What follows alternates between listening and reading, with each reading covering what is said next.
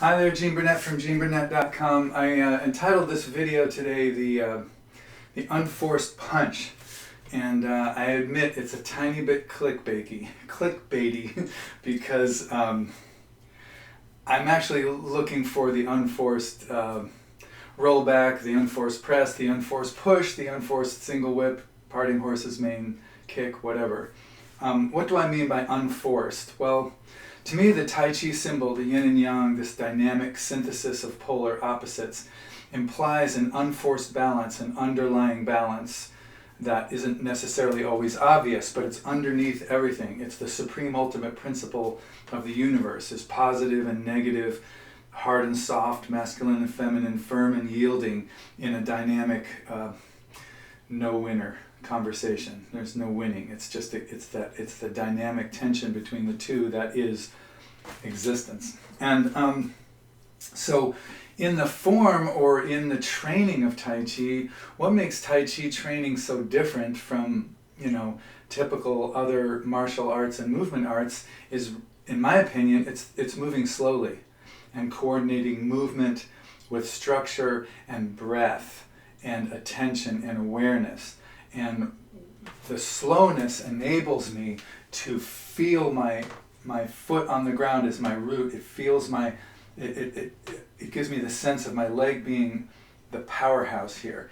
And I generate power here, and then my waist amplifies that with some rotation, and my arm, through the connection to the spine, expresses that, reveals that energy finally in its final form. And by energy, I largely mean momentum. So I'm studying that kinetic chain. The foot and legs are the first link, the core is the second link, the arms, shoulder girdle, and arms and hands are the third link.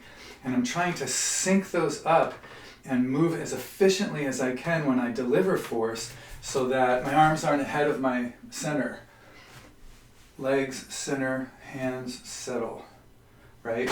So when I say the unforced punch, I'm looking for an unforced movement. In other words, there's nothing in my own body impeding me from doing that.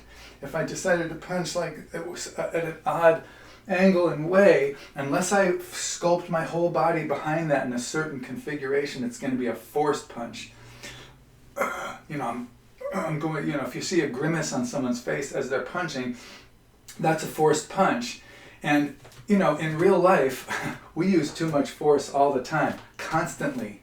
We fail to be unforced from the minute we wake up until the minute we go to bed, and we probably force things in our dreams.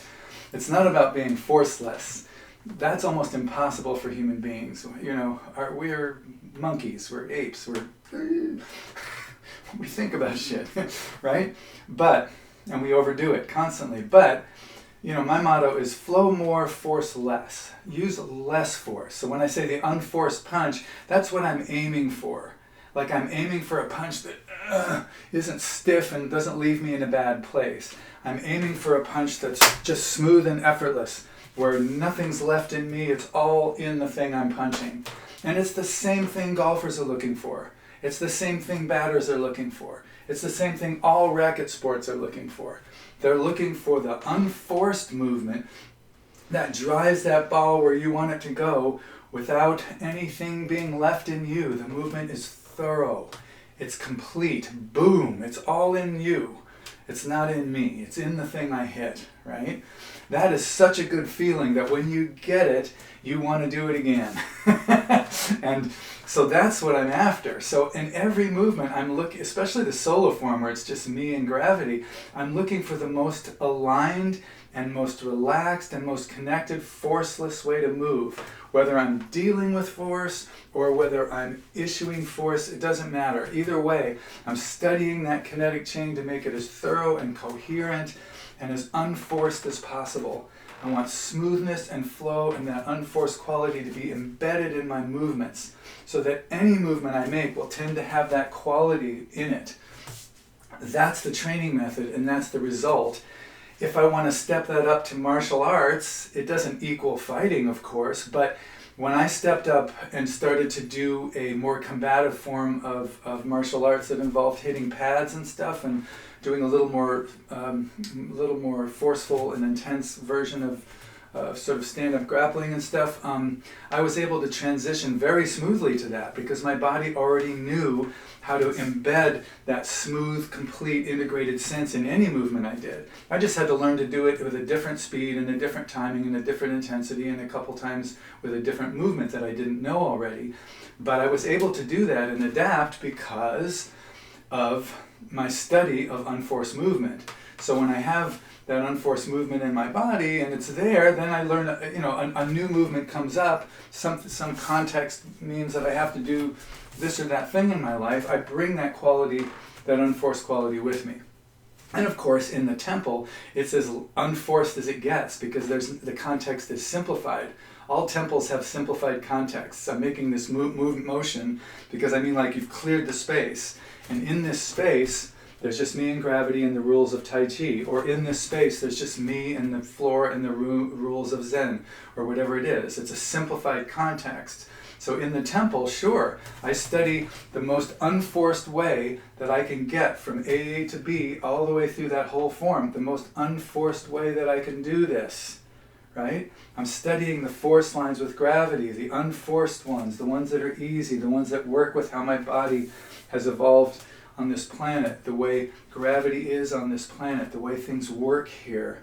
So as you get that more, integrated, then that forceless quality hopefully becomes a bigger part of your life. I mean, we'll never be as unforced as a frickin' tree, but we can aim there. We can aim towards it. I see trees every day in my practice and my teaching. I'm like, I'm never going to get to that one today, but I do my best. So I am after the unforced punch, but I'm also after the unforced everything else.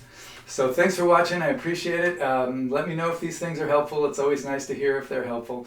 And I do have tip jars all over my website, Burnett.com, and tip jars in the description of this video. But of course, it's totally optional, and it's always appreciated when I get a tip. It always makes my day, but by all means, not necessary. It's mostly I'm doing this to be useful. So let me know if I am. That's always nice too. Take care of yourself, breathe deep, and good luck with your practice.